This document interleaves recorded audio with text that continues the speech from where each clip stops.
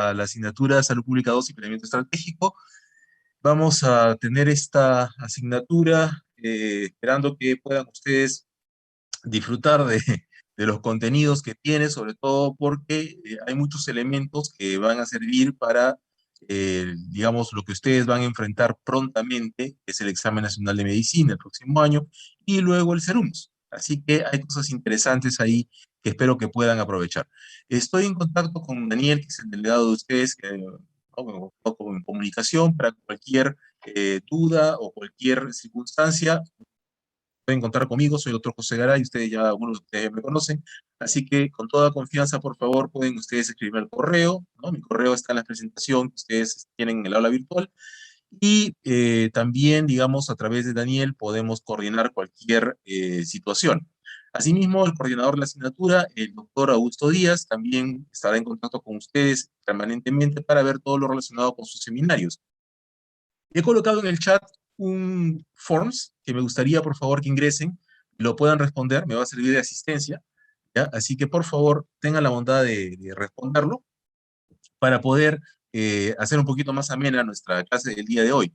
Yo voy a estar con ustedes hasta las 5:55, casi 6 de la tarde, ¿ya? Y luego el doctor Díaz se va a quedar con ustedes para poder conversar acerca de detalles técnicos de la asignatura, fundamentalmente aquello que tiene que ver con el sílabus, con la distribución de los grupos, con los seminarios, ¿ya? Así que vamos a empezar directamente con la sesión teórica que tiene que ver con la salud pública, ¿no? Y eh, con básicamente la parte introductoria y la importancia que tiene la salud pública.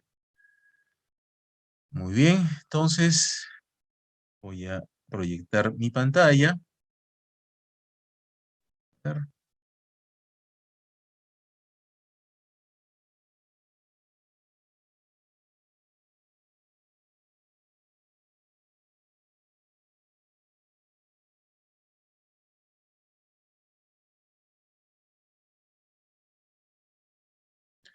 Muy bien. Ustedes tienen esta presentación, está ahí en el aula virtual, ¿ya? Está grabada, así que la idea era que ustedes pudieran revisarla antes y pudiéramos tener en este momento una conversación fluida sobre las dudas que la presentación pudiera haberles generado. Como quiera que el tiempo nos ha ganado un poco a todos, eh, el Forms que les acabo de enviar tiene dos preguntas que me interesaría poder, en la cual quisiera recoger las respuestas, perdón, que ustedes me van a dar, para poder aclarar algunos aspectos relacionados con la salud pública y la propuesta, digamos, que tenemos para ustedes, ¿no? A lo largo de toda esta asignatura, también mirando lo que viene después, ¿ya? Déjenme ver, quiero ver si tengo algunas respuestas ya en este Forms.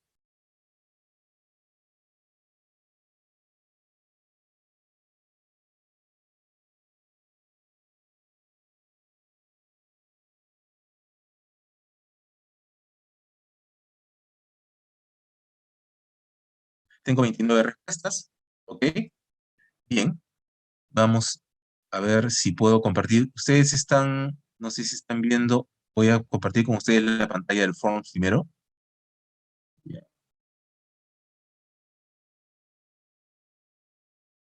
ok, esto de acá.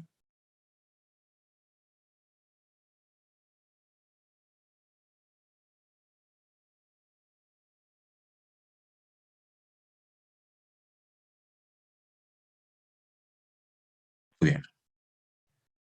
Quiero mostrarles algo al respecto de la salud pública peruana. Ok, me parece interesante los resultados sobre 54 personas, ya ven que se está moviendo y se sigue moviendo. Interesante, interesante cómo se va moviendo esto, porque en la presentación yo hablé un poquito de la historia de la salud pública peruana y acerca de su raíz, ¿no? Y efectivamente, lo que están viendo ustedes en tiempo real en este momento, que es lo que va ganando, es la respuesta correcta. Es decir, nuestra salud pública tiene una raíz en la medicina social francesa, ¿no? Y creo que, bueno, la explicación está en el PPT. ¿Por qué razón? No sé si alguien del público se animaría a explicarnos por qué razón es la medicina social francesa la que está, digamos, a la raíz de la salud pública peruana. ¿Algún voluntario o voluntaria?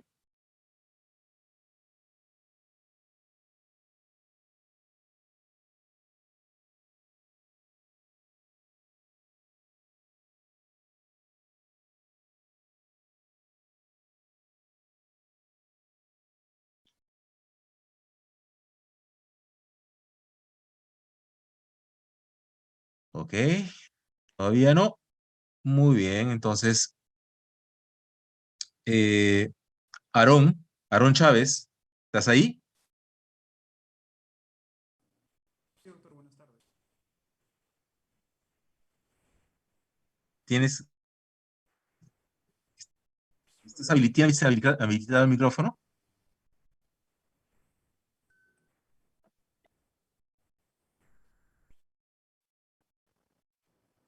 Creo que sí, ¿verdad? Sí, doctor. Aarón,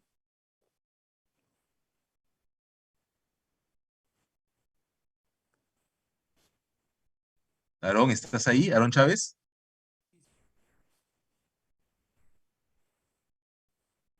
Sí, doctor. Ahora sí, ¿qué tal? estaba A ver, con el micrófono. intentemos una explicación del origen de la salud pública peruana.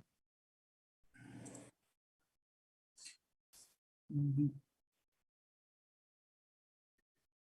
¿Tuviste Bas- oportunidades de escuchar la clase? Basado en la pregunta que usted acaba de hacernos con la relación que tenía con la medicina social francesa, a eso Sí. es lo que... Mm, podría relacionarse con el tema de, bueno, con lo poco que pude investigar, es que se planteó en 1848, ¿no? Y el contexto que tenía en esos tiempos era la revolución y por lo tanto había en esos tiempos de la historia, ¿no? La pobreza y las aspiraciones que tenían en ese país, ¿no? En ese momento. Entonces, una relación con la peruana es quizás eh, esa coincidencia que pueden estar, que pueden haber tenido. Tienes tienes razón en la medida de que efectivamente eh, había una relación con la Revolución Francesa, ¿ok? Ya, entonces, un segundo, aquí estoy doble yo.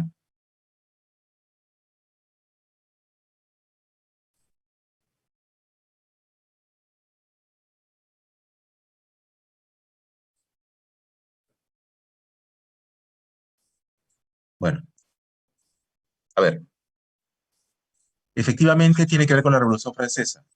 La Revolución Francesa había generado una serie de cambios en Francia y los ilustrados, los pensadores que habían dado lugar a la Revolución Francesa, efectivamente habían empezado con nuevas ideas. Y una de ellas era cambiar el enfoque de la medicina tradicional clínica, ¿no? Era un enfoque individual hacia un enfoque poblacional. Pero ese enfoque poblacional en realidad era un enfoque que seguía siendo médico, era la medicina para toda la población. Como ustedes comprenderán, esto significaba un cambio radical y en Francia los médicos clínicos y los médicos sociales no eran precisamente buenos amigos, eran más bien dos grupos radicalmente opuestos. ¿Ok? Muchos de los personajes que participaron en la independencia del Perú pasaron por Francia, el mismo San Martín y el mismo Hipólito Unanue.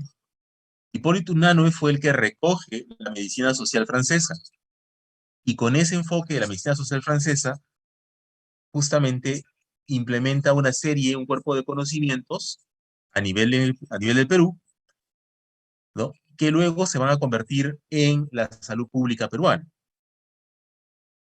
Entonces, esto tiene que ver mucho con esta relación que Aarón nos ha dicho muy bien, ¿no? Parte de Francia desde ese momento, ¿no? pero es bueno saber también que había una raíz por el virreinato del Perú. Acuérdense que los últimos virreyes, ¿no? Eran virreyes representantes de Carlos V, y Carlos V era de la Casa de los Borbones, en otra palabra, familia francesa. Así que toda la corriente francesa iba a entrar por cualquier lado al Perú, sea por los españoles, sea por los precursores de la independencia. ¿Ok? Así que estábamos de todas maneras sitiados ahí. Además, Francia en ese momento era el lugar donde la medicina estaba más desarrollada y la medicina social, sobre todo, era el top, ¿no? Entonces, todo ese cuerpo de conocimientos llega al Perú a través de Hipólito Unanue. Hipólito Unanue es quien empieza, digamos, con esta idea de la medicina social, ¿no? Pero hay una característica muy particular en nuestro país.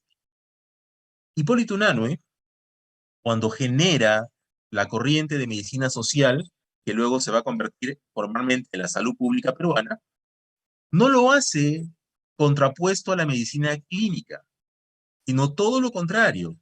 Hay una simbiosis entre la medicina clínica y la medicina social peruana, porque los dos representantes de cada corriente tenían una vinculación, una relación de amigo e incluso de maestro a discípulo.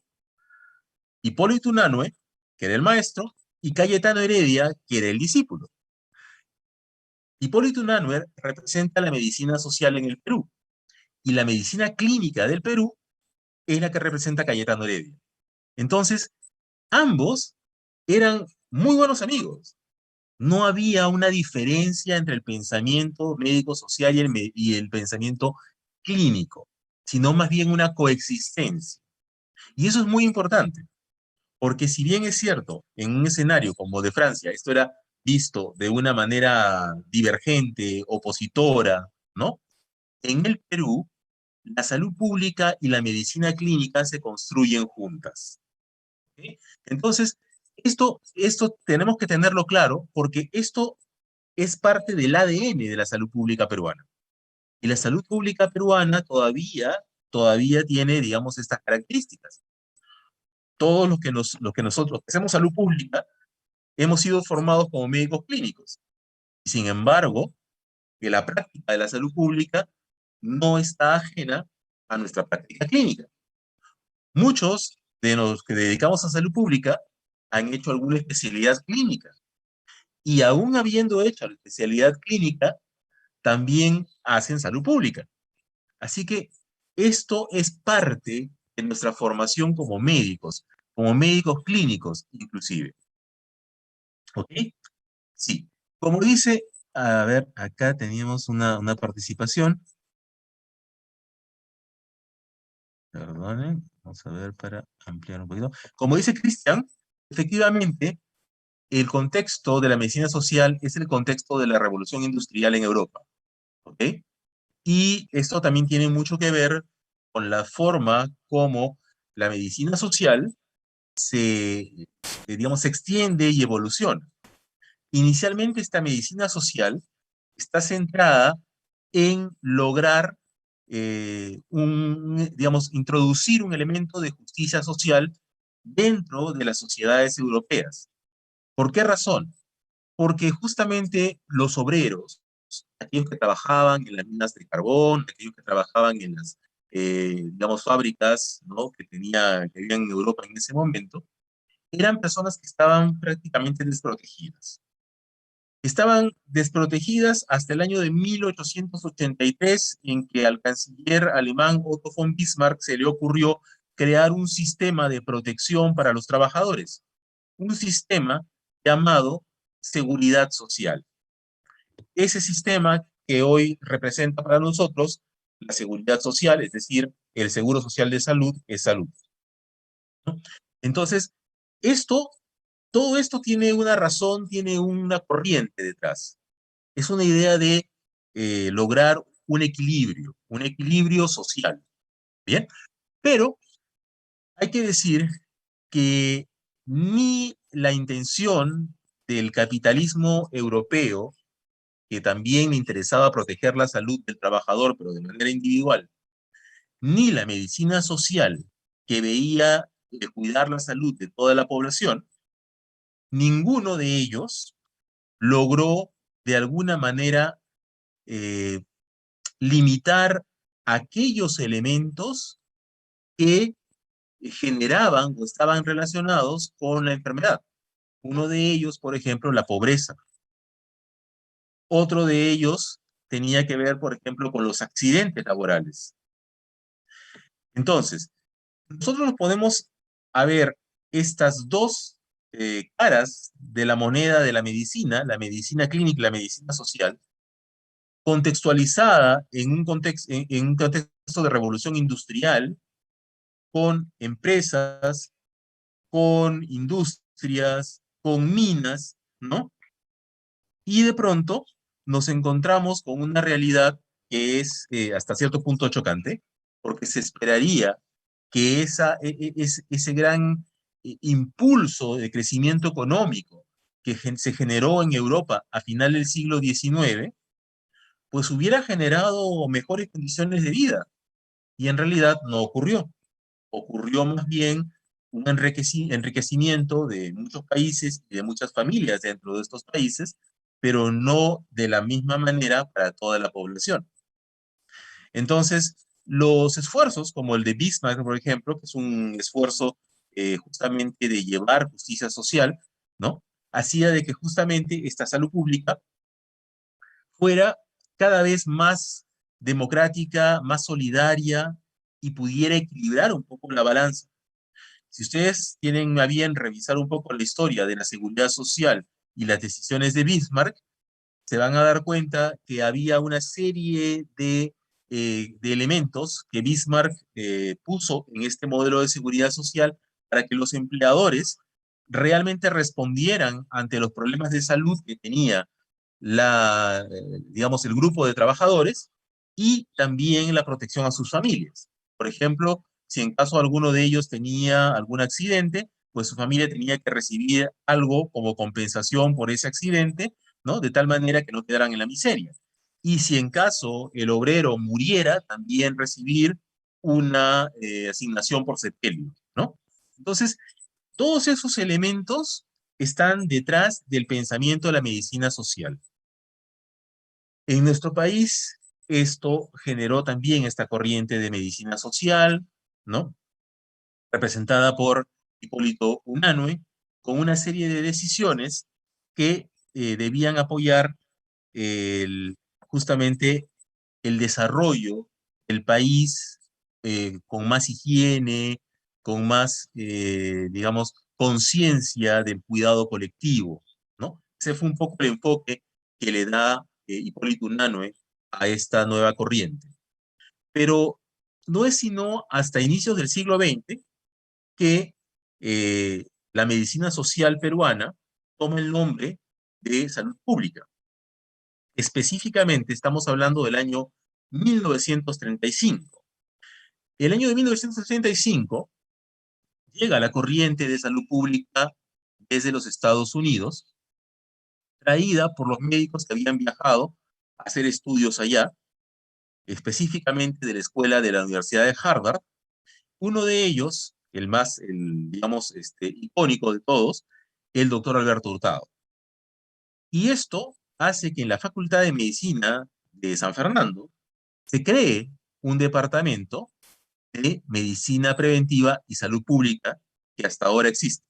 Si ustedes tienen a bien, como quien hace un poquito de historia cuando se pueda salir, pasen simple y llanamente por ahí y van a ver que todavía está escrito ahí, ¿no? Medicina preventiva y salud pública. Es, digamos, el monumento viviente de 1935. Y esto le da el nombre de salud pública a lo que nosotros llamamos hoy día salud pública, porque esto ya había sido definido. Y como ustedes han tenido bien responder en la pregunta 2 del Forms, efectivamente esa definición le correspondió al profesor Winslow. Winslow, él, digamos, dio una definición de salud pública que fue la definición aceptada por la OMS en el año de 1952. ¿Okay? Y sobre esa definición de salud pública han habido luego ya algunas precisiones y todavía podríamos hacerlas. Incluso ahora, después del COVID, podríamos revisar la definición de salud pública y quizás agregarle algunas cosas más, pero la definición de Winslow es bastante completa. Entonces, esta definición de Winslow está orientada justamente a darnos información sobre qué es lo que hace la salud pública. Y eso es lo que está en la presentación que yo les he compartido en el aula virtual. La definición de Winslow, que es esta que vamos a ver acá, nos está acá.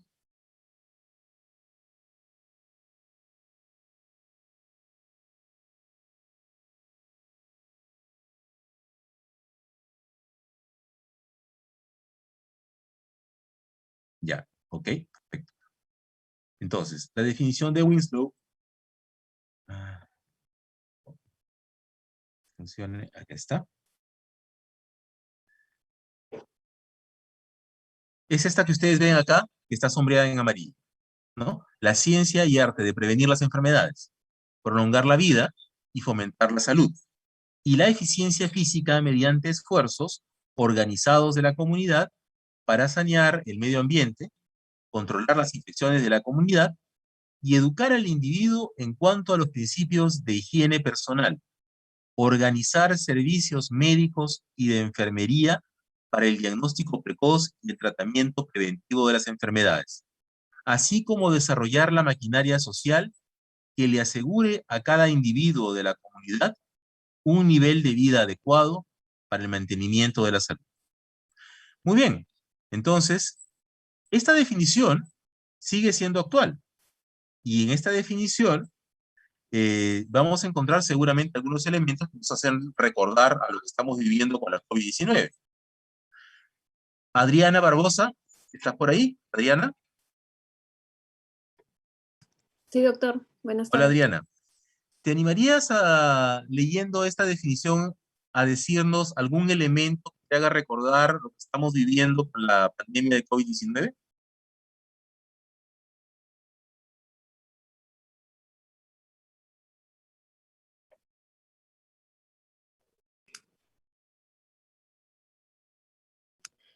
No le entiendo la pregunta, doctor. O A sea, ver, ¿en qué se parece según esta definición? un elemento de esta definición que se cumpla en este contexto de la pandemia de COVID-19.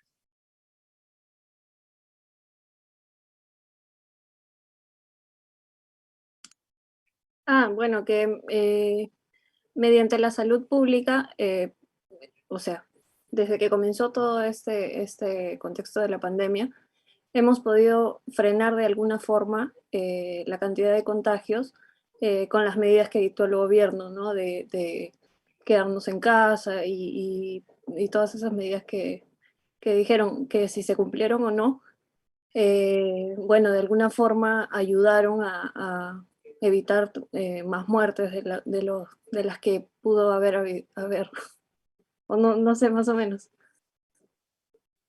Es correcto. Esas medidas, el lavado de manos, el uso de la mascarilla y todas estas cosas, son justamente todos estos esfuerzos eh, por prolongar la vida, por prevenir enfermedades, ¿no? Todos los esfuerzos organizados de la comunidad por sanear el medio ambiente, que lo hemos visto inclusive ahora con el tema de limpiar las calles, ¿no? Mantener, digamos, los ambientes más aireados. Efectivamente, si nosotros vemos esto, comprendemos que sí, efectivamente, la definición es actual. ¿Por qué es lo que hemos hecho?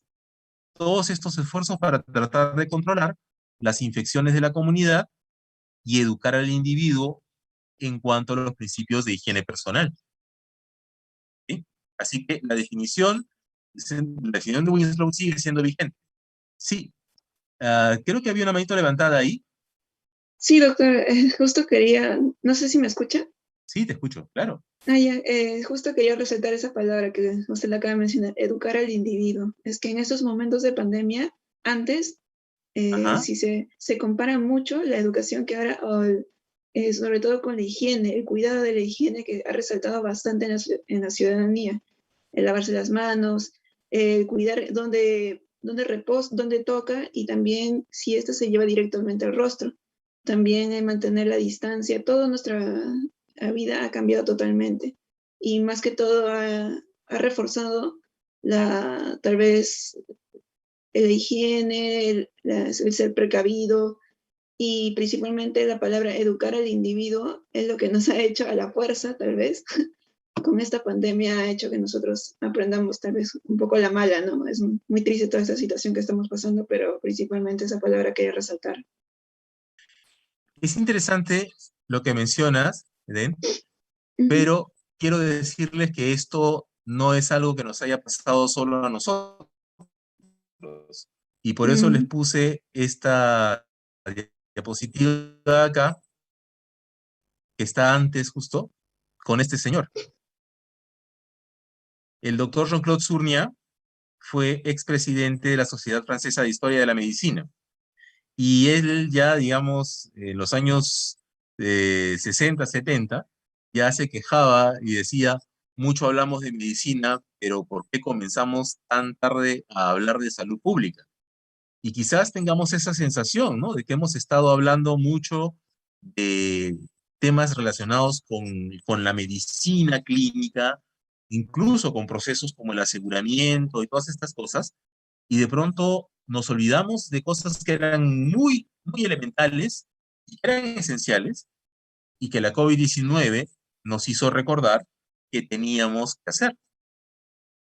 Nosotros nos dábamos, digamos, entre comillas, de cabezazos antes de la COVID con respecto al lavado de manos, porque esto generaba problemas, como seguramente vamos a ver más adelante en otras partes de la asignatura, problemas de salud, sobre todo en niños, ¿no? Por cuadros diarreicos y también por cuadros respiratorios. Y eso ustedes lo saben perfectamente. Sin embargo, la COVID ha hecho lo que nosotros durante mucho tiempo no hemos podido lograr. Entonces, esta situación al final sí nos ha llevado a verificar esta definición de Winslow y efectivamente lo que estamos viviendo y lo que estamos haciendo en este momento es la salud pública viva y pura. Bien, entonces esta salud pública, como ustedes ven en la presentación, se basa en algunas herramientas claves, ¿no? Una de ellas es la información para la acción en salud pública. La información es sumamente importante y sobre todo comprendemos en esta época de pandemia el valor de la información correcta y adecuada. Todos nosotros hemos seguramente escuchado esta corriente que llamamos de fake news, ¿no es cierto? Información no veraz sobre lo que pasa en torno a la pandemia de COVID-19. Incluso, hoy en día, parte de esta corriente de fake news se ve en los puntos de vacunación por las personas que no desean vacunarse con la vacuna de Sinopharm. ¿Y por qué razón? Porque han escuchado de que no es eficaz, que no protege, ¿no? Cuando por otro lado la OMS dice todo lo contrario. Y quizás sea interesante leer y escuchar algunas versiones para poder tener claridad sobre el tema de la vacuna. Creo que todos tenemos claro al respecto de la vacuna anti-COVID-19 que ninguna de estas vacunas es un tratamiento, que ninguna de estas vacunas evita que nos infectemos y que cualquiera de estas vacunas, que son vacunas autorizadas por la OMS para su uso como vacunas de emergencia, es para evitar complicaciones y las formas severas de la infección por SARS-CoV-2. En otras palabras, estamos vacunando a la gente para que no tengamos que tener las UCIs colapsadas. Perfecto. Entonces, entendemos eso. No estamos vacunándonos para no infectarnos. ¿Okay? Podemos estar vacunados e infectarnos del SARS-CoV-2 y tener COVID-19. Podríamos. Pero con la vacuna esperamos que esto pues sea simple y llanamente una gripe leve, ¿no? En el peor de los casos, si no somos asintomáticos. Entonces, eso es lo que tenemos que entender con respecto a la eficacia de las vacunas. Pero esta información es muy importante que llegue claro a toda la población. Porque si nosotros no brindamos información correcta, entonces ni la acción en salud pública, tanto en la parte de decisión como en la parte de ejecución, se va a poder llevar como deberíamos. Es también importante reconocer el rol de la epidemiología, de la bioestadística y de la investigación en salud pública. Y hoy más que nunca, fíjense que una de las cosas que quedaron claras para todo el mundo a partir de esta pandemia es que no hay un sistema de salud y un modelo de sistema de salud que podríamos decir que fuera el mejor en todo el mundo para poder responder a la COVID-19. Hubo quienes respondieron mejor en América Latina, Costa Rica, Uruguay. Pero ningún país en el mundo puede decir, yo tengo sí un sistema de salud que me permite manejar el problema de la COVID, ¿no? Eficientemente, sin mayores complicaciones, evitando muertes. No hay.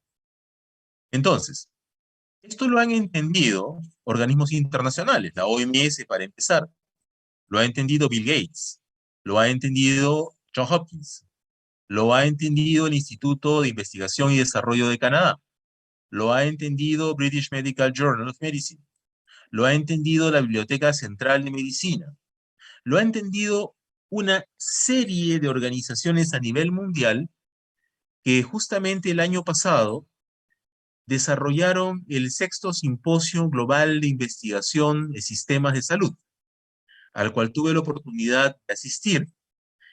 Y lo que tenemos claro hoy en día que necesitamos investigar más que nunca en salud pública para encontrar nuevas respuestas, porque las que teníamos antes de la COVID hoy no se cumplen.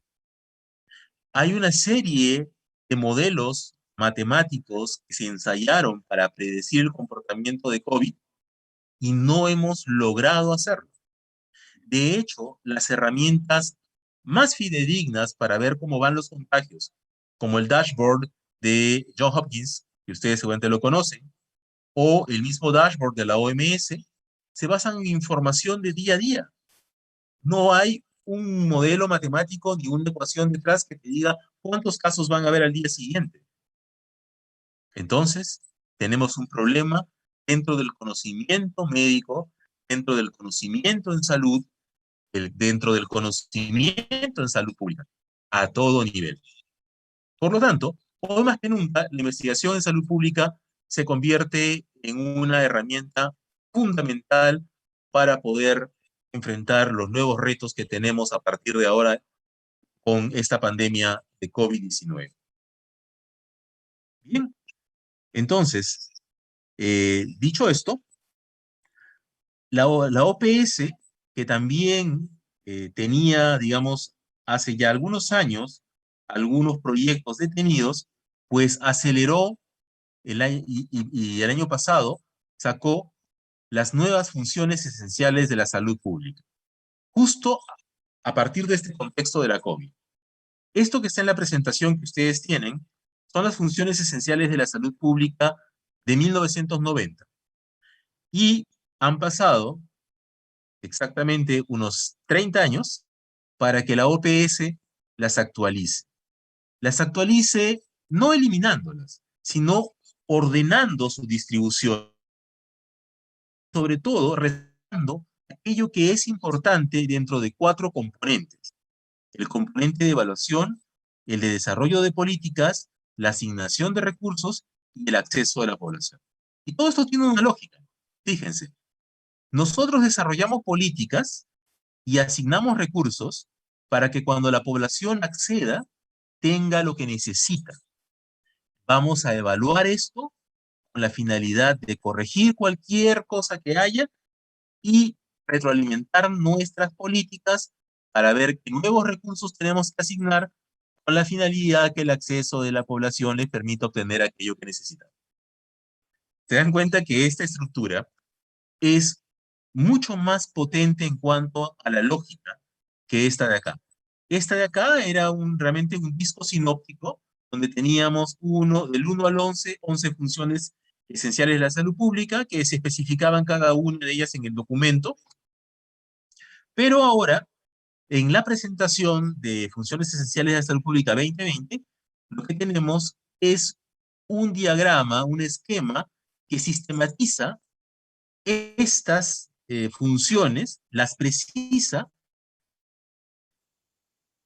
y las coloca en estos 4 ejes, y estos 4 ejes son 4 ejes que están interrelacionados y que forman en realidad todo un ciclo de desarrollo de la salud pública.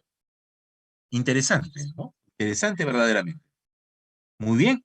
Entonces, a partir de ahí, nosotros podríamos pensar en estas nuevas funciones de la salud pública y quizás conocerlas un poco mejor con la finalidad de ver qué podemos estudiar, qué podemos hacer en salud pública para que estas funciones de la salud pública, estas nuevas funciones, realmente puedan constituir un nuevo paradigma de la salud pública en el cual hay 4 pilares fundamentales. 1, los valores éticos.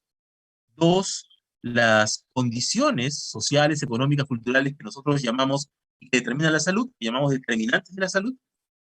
El acceso universal de la población a los servicios de salud y la función de rectoría de las autoridades de salud. Estos 4 pilares tenemos que lograr tenerlos, implementarlos, desarrollarlos, porque solamente con estos 4 pilares ya implementados y desarrollándose, vamos a poder realizar una salud pública que verdaderamente nos permita proteger a la población. Muy bien, creo que entendemos a partir de nuestra propia historia y lo que ha pasado recientemente con temas como el de las vacunas y todo esto, que necesitamos hoy más que nunca fortalecer nuestros valores éticos, ¿sí? La transparencia, tenemos que fortalecer también nuestra búsqueda de la verdad, ¿no? La honestidad y una serie de elementos que como médicos nos hacen justamente ser referentes para la población. ¿Okay? Necesitamos superar una serie de páginas negras que están empezando a salir y que no hablan bien, por ejemplo, de nuestro sistema de salud. No solamente el tema de investigaciones, digamos, con ciertos problemas para su ejecución, como por ejemplo el tema de las vacunas, sino el tema, por ejemplo, de las redes de corrupción, tanto para lo que es compra, ventas de equipos médicos, o también para el tema de la asignación de camas en el hospital. Estas cosas no deberían ocurrir y debemos evitar que esto siga ocurriendo. ¿Cómo lo vamos a hacer? Pues lo vamos a hacer justamente fortaleciendo nuestros valores éticos. No podemos seguir pensando en la monocausalidad de las enfermedades. No podemos solamente creer que una enfermedad es producida por un agente infeccioso, porque la COVID lo que nos está demostrando es que no es solo la COVID. Es la COVID y por ahí hablan a alguien del hongo negro y no sé qué otra cosa más, pero yo digo, es la COVID, lo primero que vimos, la COVID y la informalidad, la COVID y la pobreza, la COVID en un escenario de crisis económica. Podemos ver una serie de elementos que están enlazados al contexto de COVID y que agravan el problema. Entonces, necesitamos enfocar bien los determinantes de la salud. El acceso universal. Tenemos que garantizar el acceso universal de la población a los servicios de salud. ¿Pero a qué servicios de salud? Servicios de salud que están colapsados. No. Tenemos que ver entonces la forma de cómo ampliar nuestra base de intervención.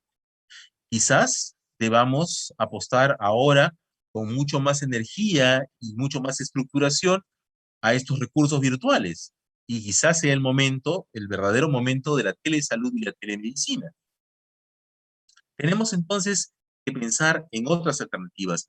Y tenemos que pensar también en la función de rectoría.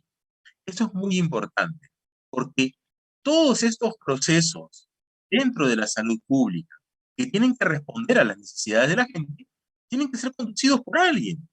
Y si ese alguien, no tiene las riendas del sistema, entonces esto va a terminar mal, ¿sí?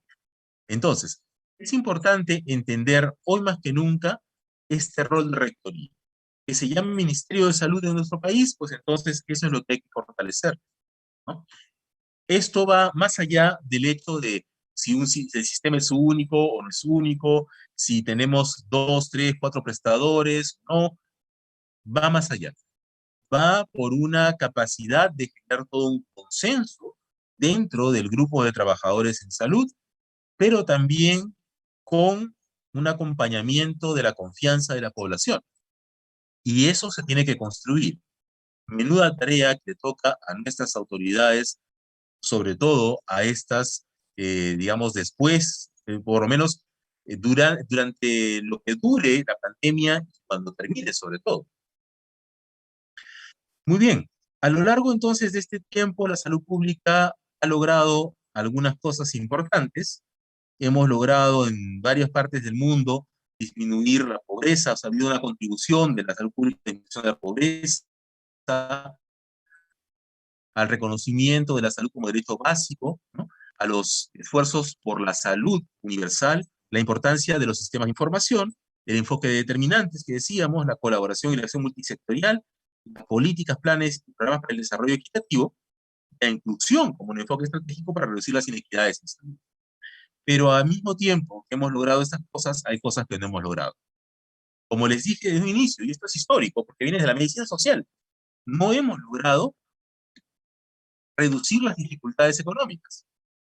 No hemos generado los cambios suficientes a nivel de los gobiernos y de la administración pública.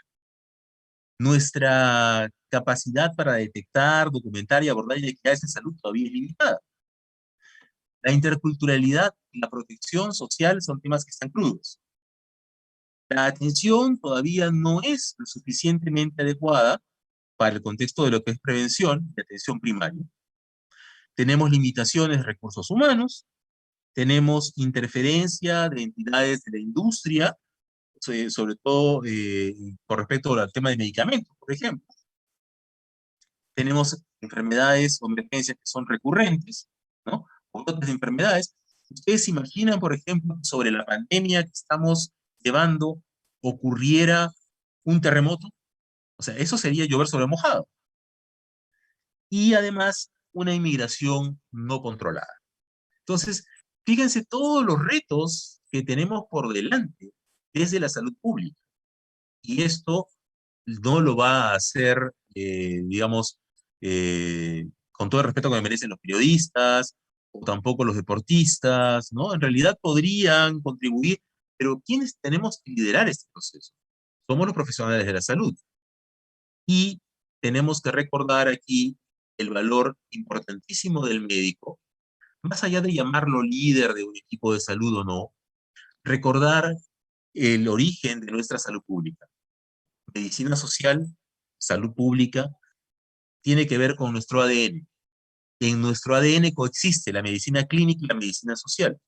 Entonces lo que tenemos que hacer es desarrollarla e impulsarla. Esta salud pública, perdón, ha sido fundamental para el desarrollo de los países. Ustedes van a poder verlo ahí en la presentación. Básicamente son cifras muy interesantes. Lo interesante para nosotros es que de todo el conjunto de países que han sido medidos por el Índice de Desarrollo Humano, nuestro país está en el puesto número 78, me parece, 78, ¿no? Uno podría imaginarse que podríamos haber estado quizás más lejos, ¿ya? Lo que significa es que quizás no hemos estado yendo tan mal en algunos sectores, pero sí en salud no hemos logrado traducir los beneficios de lo que en algún momento llamamos el despegue económico e incluso el ingreso del Perú a la calificación de un país de ingresos medios altos que empezó o inició este proceso para la incorporación del Perú a la OCDE. Muy bien, entonces, es importante revisar todo esto, pero lo más importante es darnos cuenta que tenemos una cantidad de retos, pero mirando un objetivo. Todos los países miramos a los objetivos de desarrollo sostenibles al 2030. Estos son los objetivos de desarrollo sostenible y hay uno específicamente relacionado con salud, que es el objetivo 3, que tiene una serie de metas que ustedes pueden revisar acá. Por ejemplo, de aquí al 2030, reducir la tasa mundial de mortalidad materna a menos de 60 por cada 100.000 nacidos vivos. En nuestro país, en el año 2014, gracias al Plan Estratégico de Reducción de Muerte Materna y Perinatal, llegamos a una reducción hasta, me parece, 84 por 100.000 nacidos vivos. Pero luego hemos tenido repuntes. ¿Qué pasó? No hemos logrado sostener las medidas de salud pública que habíamos emprendido. Aparecieron nuevos determinantes que no habíamos mapeado. Por eso es importante investigar. Por eso es importante estar vigilando todos estos indicadores. Porque lo que se espera para el Perú, por ejemplo, no es poca cosa. Miren ustedes esta expectativa que tiene el proyecto de Naciones Unidas para el Desarrollo, ¿no? Por ejemplo, veamos uno, ¿no? Veamos hasta el 2030, tenemos 7 millones de personas que mueren cada año a causa de la exposición a finas partículas, ¿no? Que están en el aire contaminado, no se mueran. Claro, porque en este momento hay personas que justamente se están muriendo por eso. Porque no estamos pensando en el ambiente, no estamos pensando en el agua, no estamos pensando en una serie de cosas. Entonces necesitamos recordar que algo podemos hacer. Y esto de acá se los puse con la intención de que recuerden quiénes somos, nuestra identidad, ¿no? Más allá de la imagen de San Martincito de Porres acá, ¿no? Estamos hablando de un personaje que representa en el Perú, digamos, el ícono de la justicia social, ¿no? Así es reconocido. Y nosotros llevamos el nombre de este personaje histórico peruano, ¿no? Universidad de San Martín de Porres. Pero más allá de recordar el nombre, porque podríamos decir, bueno, sí, pues, no, Universidad de San Martín de Porres, ¿y qué hacemos? ¿No? Bueno, les voy a mostrar algo que podemos hacer. Les voy a mostrar a mi baby, ¿no? Se llama, bueno, este es el nombre que le pusieron en Estados Unidos, Inter-University Observatory of Public Health, que se llama Observatorio Interuniversitario de Salud Pública. Esto existe, es un proyecto del Centro de Investigación en Salud Pública de nuestra facultad, que estamos desarrollando con la Fundación Universitaria Juan N. Corpas de Colombia. Está dirigido ¿a quién? A estudiantes universitarios de pre y posgrado, o sea, ustedes, y la idea es analizar indicadores o construir nuevos indicadores a partir de la experiencia docente, de la búsqueda bibliográfica, del análisis, o también de la investigación. Ya hemos logrado un primer avance, fíjense ustedes, hemos hecho con cuatro estudiantes de cuarto y quinto año, sobre todo de quinto año, seguramente los conocen ustedes, al doctor Ricardo Reina, que trabaja en posgrado, la primera publicación que estamos ya sometiendo a British Medical Journal, que es concentraciones multitudinarias en COVID en Lima, Perú, del año 2020, ¿no? Pero que también ha generado la reacción de otras universidades que quieren ahora hacer esto de manera comparada. Juan Corpas Colombia quiere hacerlo en Bogotá, nosotros queremos ampliarlo en Lima hasta este año. La Universidad de Illinois en Iowa quiere ampliarlo en Minneapolis y la Universidad de Veracruz en Veracruz. Entonces vamos a tener un comparado, a trabajar con estos estudiantes, con este colega, pero si a alguien le interesa, pues bienvenido. Tenemos reuniones todos los jueves a las 11 de la mañana con el Observatorio Interuniversitario de Salud Pública. Vamos justamente a trabajar indicadores, y les comento que indicadores seguramente van a ver en este curso, Indicadores es uno de los elementos favoritos de Astrefam en las preguntas del ENAM. Indicadores van a ver en el SEDUMS hasta el cansancio, e indicadores van a encontrar en el examen de residentado. Así que si por si acaso les interesa, las puertas están abiertas, basta que me envíen un correo electrónico y lo podemos incorporar a quien ustedes deseen, con un poquito de tiempo, por supuesto, sin descuidar sus otras obligaciones, al trabajo que estamos desarrollando con el Observatorio Interuniversitario de Salud Pública y con estas universidades. Muy bien, entonces teníamos un plan bicentenario que nos pedía para llegar al 2021 con una serie de cosas avanzadas. Lamentablemente creo que nos cayó la COVID-19, ¿no? Y algunas cosas quizás se quedaron ahí, ¿no? Pero no es imposible retomarlas. Hay un plan bicentenario que tiene también el gobierno actual, que está básicamente orientado al tema de la COVID-19, que no estaba dentro del imaginario del documento anterior de ese plan, ¿no? Pero que también nos debe ayudar a pensar en otras cosas más allá simple y llanamente de la COVID. Porque una vez que esto pase, volveremos a ver la mortalidad materna, tenemos que verla desde ya, volveremos a ver la mortalidad infantil, tenemos que verla desde ya, volveremos a ver las enfermedades crónicas y tenemos que verlas desde ya, ¿no? Entonces, hay bastantes cosas que tenemos que ver. Hay prioridades que no podemos olvidar que tenemos en nuestro país. Estas prioridades son todavía válidas, existen: el dengue, la malaria, el cáncer, la tuberculosis, el VIH, ¿no? Tenemos condiciones contra las cuales tenemos que luchar: la anemia, la desnutrición, la mortalidad materna, las enfermedades transmisibles, además de implementar la salud, abordar la salud mental, que ha sido básicamente afectada por esta pandemia de COVID-19, y apoyar las inmunizaciones. Todo esto es que nos toca de aquí en adelante. A ustedes les toca el próximo año el internado, y creo que van a poder completar una serie de cosas que van a encontrar en esta asignatura, en la realidad de los hospitales, en realidad del primer nivel de atención, sobre todo en el SERUMS. Cuando ustedes lleguen ahí, espero que puedan llegar con herramientas para poder participar adecuadamente a favor de nuestra salud pública.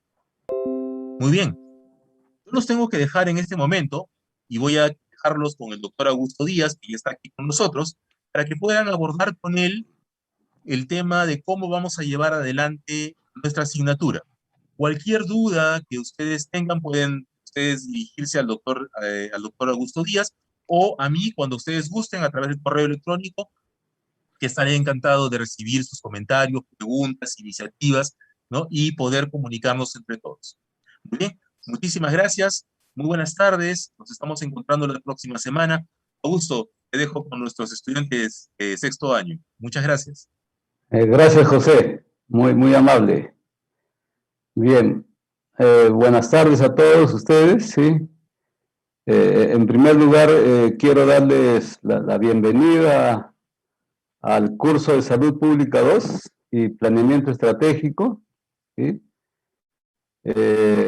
Como han escuchado ya la exposición del doctor Garay, creo que el curso es muy importante